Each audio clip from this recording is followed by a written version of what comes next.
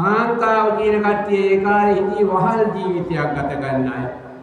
ඒගොල්ලන් කවදාවත් ඉගෙන ගන්න දුන්නේ නැහැ ඉන්දියාව. එළියට පහළියට වැඩි බයින් දුන්නේ නැහැ. පන්සලකට, වෙහෙරකට, විහාරයකට ඒ කිසිම දෙයකට කාන්තාවට යන්න තහනම්.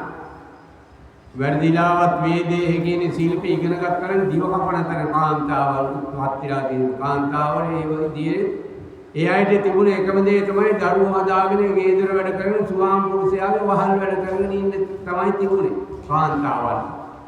කිසිම කාන්තාවකට එළියට පහළියට බහැලා සමාජ සේවයක් මේ කිසිම දෙයක් කරන්න අවස්ථාවක් තිබුණේ නැහැ ඒ කාලේ ඉන්දියාවේ.